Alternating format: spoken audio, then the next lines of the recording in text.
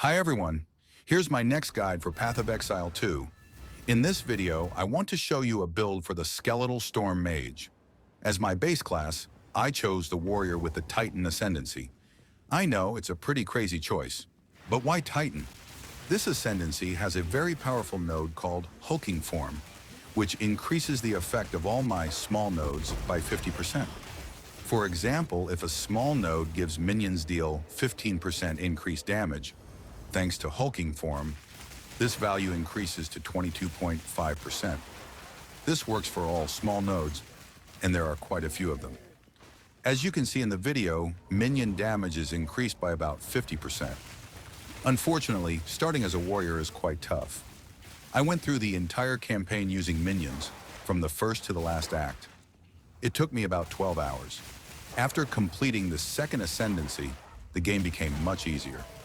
Remember that you can add support gem sockets from the first skill level. Minion damage scales very strongly with skill level, so it's crucial to always have the maximum possible level of skeletons. On main damage minions, Storm Mage skeletons, support gems I use are Feeding Frenzy, which gives skeletons 30% more damage, but makes them take 20% more damage. However, the minions are tanky enough that this isn't too noticeable. The second support gem is Arcane Tempo, which increases cast speed by 25%. As the third and fourth support gems, I added those that increase the level of my minions. As I mentioned, damage scales very strongly with the level of the skill gem. The same applies to Spirit. The higher the level of the gem, the less Spirit is needed. At level 29, my Storm Mages consume 33 Spirit, and I summon 10 of them. As the fifth support gem, I recommend Super Critical Support. It reduces the chance of a critical hit, but increases critical damage by 100%. I don't recommend adding Elemental Focus because minions won't be able to apply shock, which increases the damage taken by enemies by 20%. I also have one Skeletal Frost Mage and one Skeletal Cleric. The first one is used to apply Chill and Freeze to enemies. The support gems I use are Fork, Cold Mastery, Cold Penetration, and Frost Nexus. Fork splits projectiles after hitting an enemy. Cold Mastery increases the level of skeletons.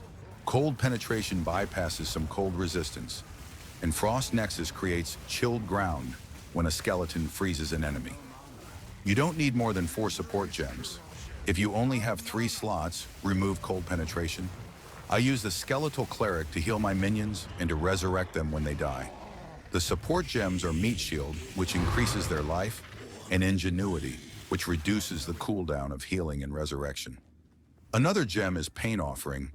It impales one of my skeletons and grants the rest of them bonuses, increasing their cast speed by 30% and damage by 51% at level 19.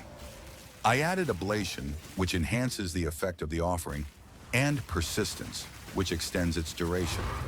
As a curse, I use Conductivity to reduce enemy resistances. The support gem is Heightened Curse, which increases the curse's effect.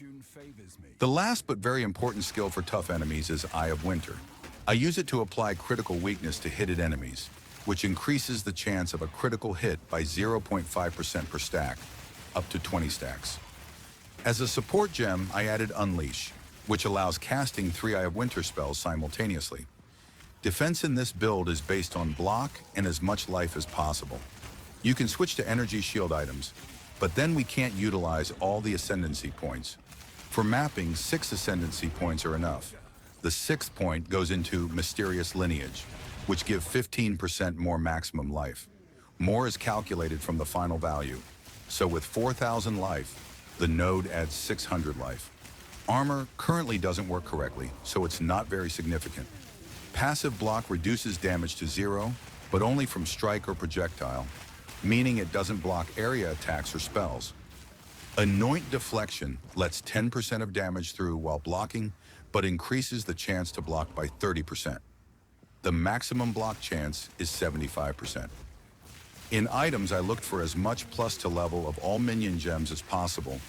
The more, the better. I have items that give plus 10 levels to minion gems, and above level 29, the scaling becomes even stronger. I tried to have as much Spirit as possible. The more Spirit, the more minions. The full list of items in the skill tree, from very low budget to high budget, is in the video description.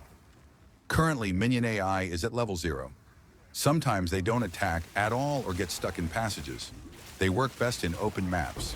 You need to get used to and manage the minion stupidity. I hope GGG will improve this. A skill that summons minions to the player's current location would be enough. Tier 15 maps can be done using only one hand. In the background, I'm playing on Tier 18. Bosses aren't a problem. Just avoid running into large groups of enemies and watch out for spells and area attacks. If you like minions, I recommend this build. I encourage you to install Path of Building 2. The link is in the video description. There, you can best see the changes in items and skill damage. Got questions? Write in the comments. Good luck.